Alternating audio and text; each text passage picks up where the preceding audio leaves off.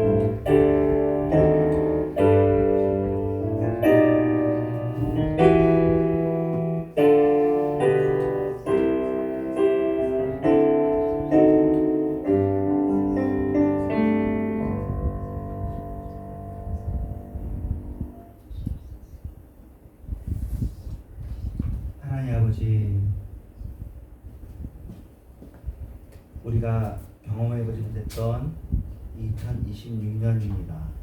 물론 이게 숫자를 달아놔서 그렇고 1월이라고 달아놔서 그렇고 우리 전 세계가 이것을 통념으로 약속으로 믿어서 그렇지 하나님 앞에서는 그냥 이것은 현실이고 현재입니다. 하나님께는 영원한 현실일 뿐입니다. 그러나 우리는 이 나이들을 느낍니다. 왜냐하면 우리가 시간이 지나가면서 우리가 변하는 걸 느끼고 세상이 변하는 걸 느끼고 자식들이 또 나라가 변하는 걸 느끼기 때문입니다. 하나님 이 시간을 아끼라고 하셨는데 이 시간의 변화들이 우리에게 인격이 성숙해지고 우리가 더 하나님이 보시기에 합당한 사람이 되어지고 착한 사람이 되어지도록 함께해 주시옵소서. 예수님의 이름으로 기도합니다. 아멘. 오늘은 시편 55편 17절 말씀을 봅니다. 함께 있습니다. 시작. 저녁과 아침과 정오에 내가 근심하여 탄식하리니 여호와께서 내 소리를 들으시리로다. 성경의 또 16번째 시간입니다. 평상시처럼 짧게 말씀을 나누고 그 반주의 음악에 따라서 우리가 통성기도를 어떨 때는 길게 되고 어떨 때는 짧게 되는데 한 10분 정도 하도록 하겠습니다. 오늘 나눌 이야기거리들이 생각해 놓은 것들이 있는데 다 자세히 있는데 먼저는 오산학교라는 학교에 대해서 먼저 얘기를 할게요. 주기철 목사님이 나온 학교로 유명한 것이 평양에 있는 오산학교인데 왜 오산학교냐면은 5개 산 속에 들려 있는 곳이라서 오산학교래요. 이것을 세우신 분은 남강 이승훈 선생님이신데 북한분이시고 상인이에요. 장사꾼이신데 이분이 그 당시에 뭘로 일제시대 때 돈을 벌었는데 뭘로 돈 벌었냐면 일제시대 때 돈을 버는 방법이 친일에서 버는 수도 있겠지만 그런 거 아니고 그렇다고 해서 요새식으로 버는 건 아닙니다. 그 당시에는 돈을 버는 방법 중에 가장 빨리 돈을 버는 방법이 매점 매석이었어요.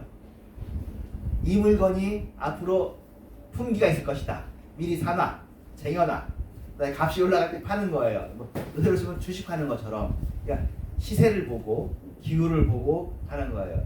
이제 옛날 허생전이라는 여러분 아시는지 모르겠는데 그 책에 매점 매석에 대한 얘기가 나오고 그렇게 해가지고 이승훈이 남강 이분이 이거를 잘한 거야. 잘못하면은 뭐 썩어나면 큰일 나는 거잖아요. 또 잘 사기도 잘 사야 되고 남들 눈치 못 채게 사야 되고 또 남들한테 욕 먹지 않게 팔아야 되잖아요. 가격도 그걸 잘해서 돈을 잘 벌었어.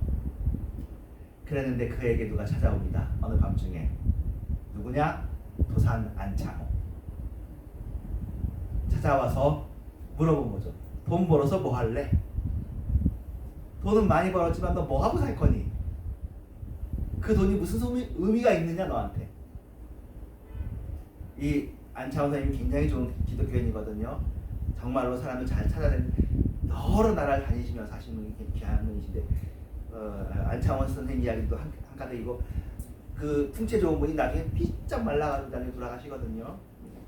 근데 그 만남에 이분도 이승훈 선생님도 좋은 분이지 마음에 작정을 하는 거예요. 맞다. 우리가 살 길은 하나뿐이다. 내가 살 길은 하나뿐이다. 그래서 그 길로 자신의 전 재산을 처분합니다. 그리고는 학교를 세우기로 한 거예요. 그리고 그 세운 학교가 오산인데 그 5산이 있다는 얘기는 골짜기라는 뜻이에요.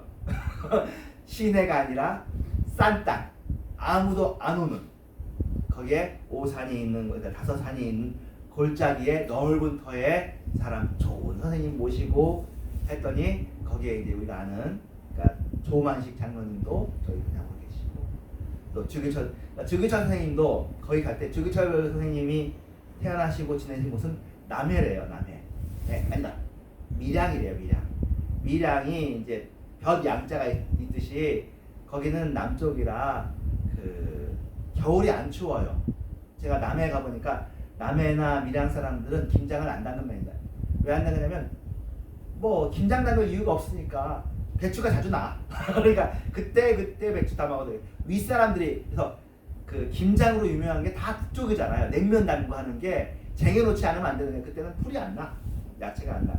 그래서 그렇게 따뜻한 곳에 지내시는 분이 그 근처에도 보성학교도 있고 서울에도 또 부산에도 좋은 학교가 있는데 그 아버지가 학교를 어딜 보내는 거예요?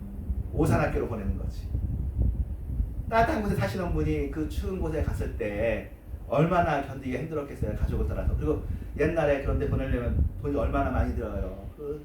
그냥 뭐 소 팔고 해가지고 그래서 거기서 배워가지고 민족 정신을 배우고. 근데 그런 학교가 일제시대 당시에 몇 개가 있었을까? 일본 사람들이 조사를 했습니다. 당시에 관립학교, 우리로 치면 제도권 학교가 제가 오늘 417개인가 있었대요. 147개인가? 1하고 4, 147개인지 417개인지 이 정도예요. 147개인가 보다. 살짝 아니고 147개의 일본 사람이 보기에 관립학교에 해당하는 그런 소학교부터 대학교는 당시 없었으니까 고등학교까지 했습니다. 그럼 그 당시에 무허가 학교, 개인적으로 만든 학교들이 몇 개가 있었느냐? 이거 저한테 이제 알려준 분이 맞춰보라고 그러더라고요. 제가 한 400개냐 아니래, 500개냐 아니래. 결국 답이 뭐냐면 2120 몇 개예요. 이분은 그걸 보고 울었대. 왜냐면 자기도 그런 이제 대안학교를 하는 분이요. 아 그렇구나.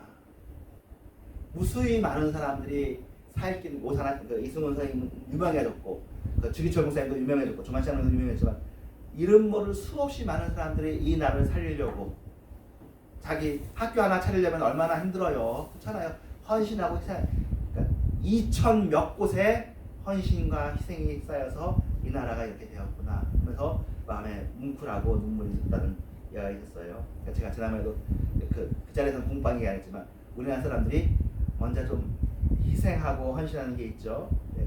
오늘도 노래를 들었는데 하덕규 씨의 노래인데 오늘의 이 시대를 분석하면서 이 시대 사람들의 특징이 뭐냐면 함께 살 것을 걱정하지 않고 내가 어떻게 잘 살까를 걱정하는 시대라는 거예요.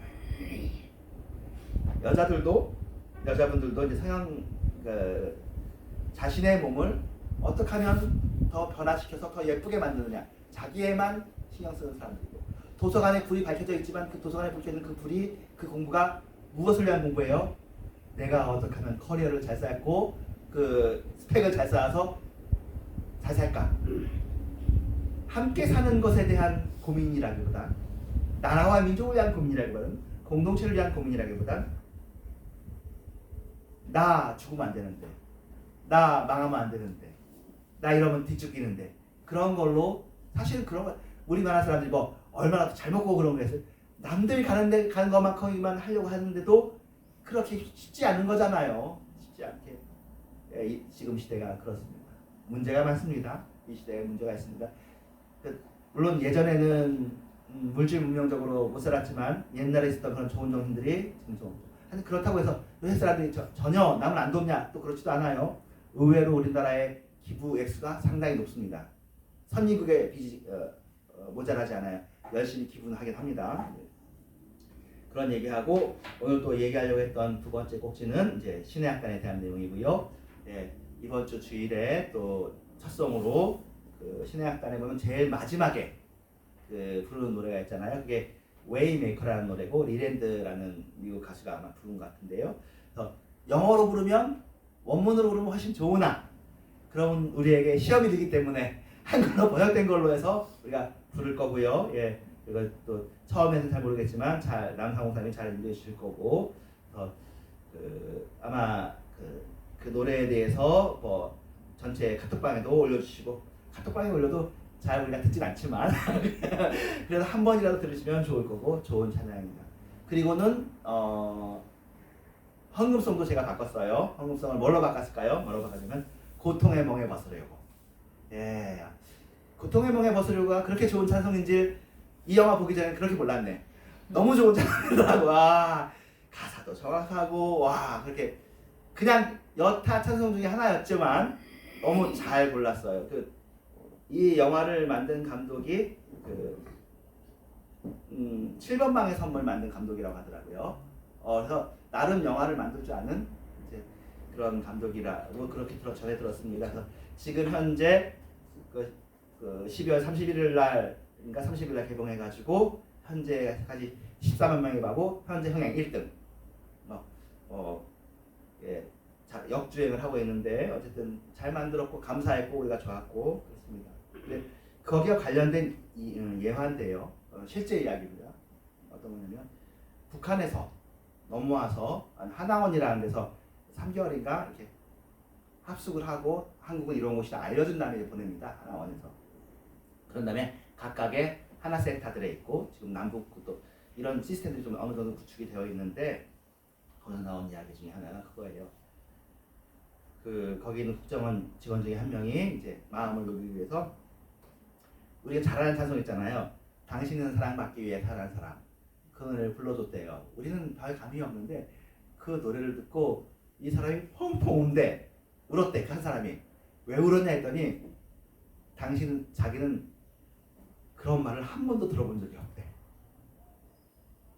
사랑받기 위해 태어난 사람이란 나는 죽어야 되는 사람이고 못난 사람이고 자아비판해야 되고 항상 더 잘해야 되고 그런 사람인 줄 알았다가 사랑받기 위해 태어난 사람이라는 개념이 들어오니까 그런 노래를 들으니까 이런 노래가 존재한다는 것이 이런 세상이 존재한다는 것이 너무 마음이 풀어지고 좋았다는 걸 싫어하는데 그런 얘기를 전해드리고 있습니다. 이 시간에 올해가 또 그거더라고요.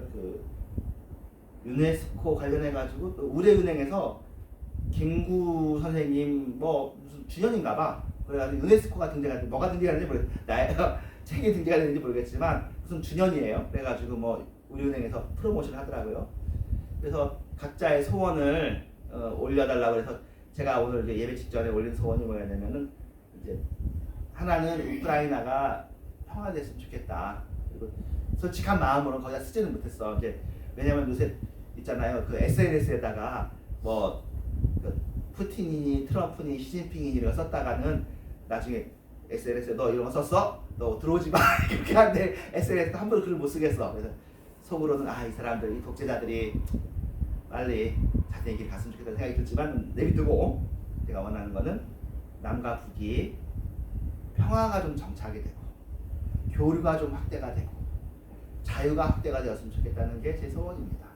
지금으로서는 불가능해 보이지만 마음 먹으면 그렇게 불가능한 일은 아니거든요. 우리 나라에 와 있는 탈북자들 보면 잘 지내잖아요. 사는데 상황이 바뀌면 그러니까 그 사람들이 얼굴도 같고 말도 같고 문화도 같고 그래요. 몇 가지 지금 막아놓은 게 있어서 제도상 막아놓은 게 있어서 그렇지. 자, 그런데 하나님의 일을 주님이 정하신 때에 좀 이루어질 수 있도록 하는 게 저의 기도 제목이고요. 여러분들도 각자의 기도 제목이 있습니다. 각자의 개인적으로나 가정적으로나 막혀 있는 것, 또 해결되는 것들 함께 같이 기도하고 또 그런 시간을 갖도록 하겠습니다. 지금이 한 7시 29분이니까 평상시처럼 한 40분까지 한 10분 조금 더 하든지 이렇게 기도하고 하시도록 하겠습니다. 같이 기도합니다.